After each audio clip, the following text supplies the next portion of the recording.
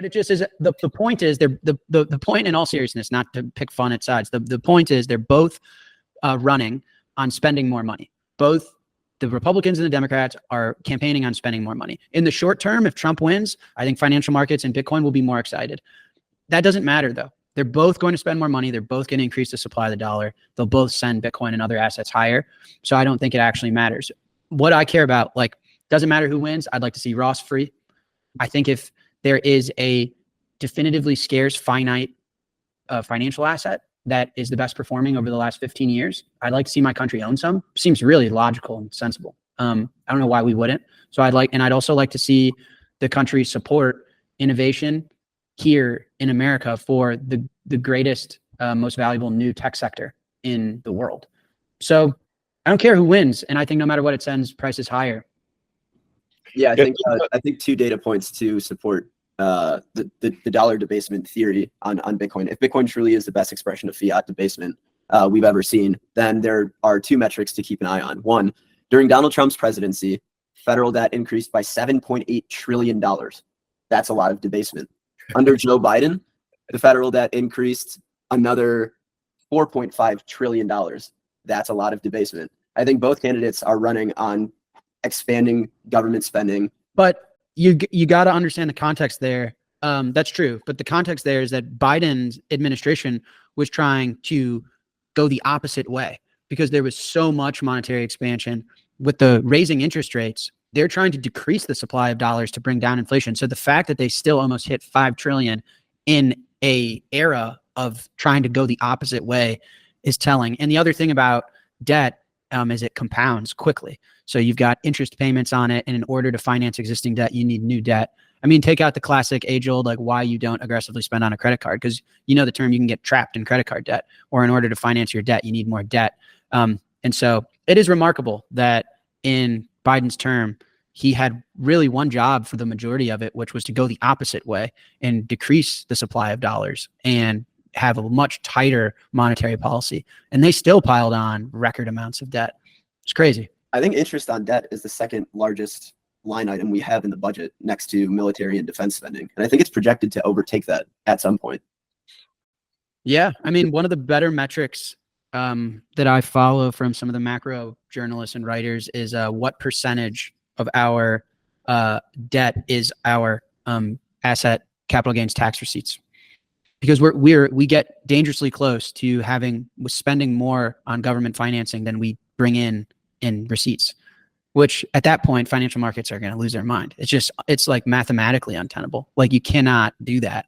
And that we literally won't be able to finance it. Like either the world's going to fall apart or financial assets have to go higher for it is a funny dilemma that they're in. Like when people say the S&P 500 has to go higher, it's because every one of Americans' savings account is in the S&P 500 and the government can't afford for people's savings to go down because they won't be able to pay the government any taxes. And so it's like you should own assets because the government needs them to go higher to afford their debt. And then obviously of all the assets you could own, there's one that's better performing because it's designed to be. But it's hilarious.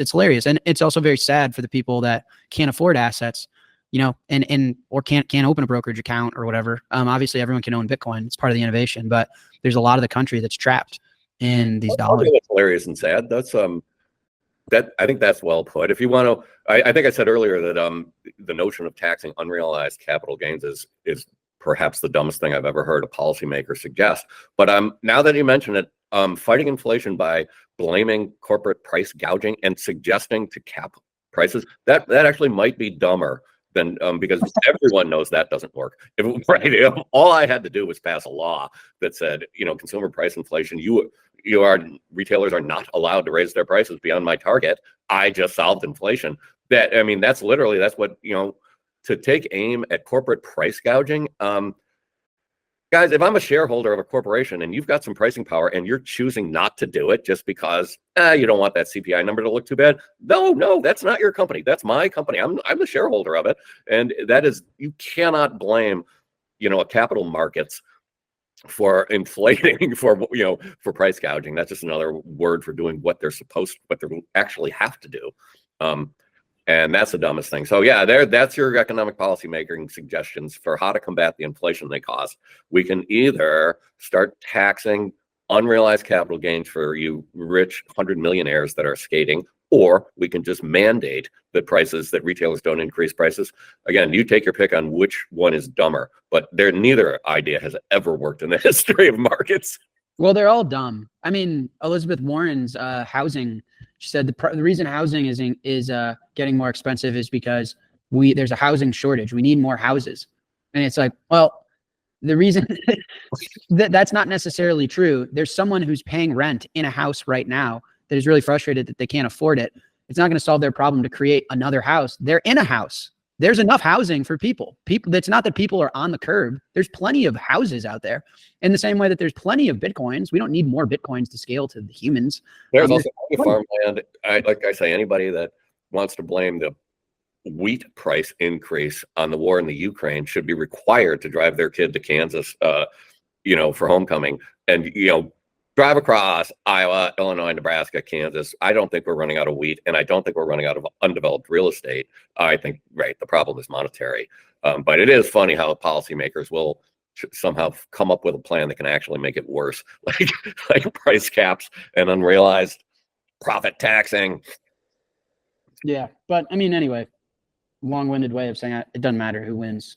I think markets have made it pretty clear that in the short term they prefer Trump, but in the long term, Bitcoin's got to go up because the dollar's got to go down.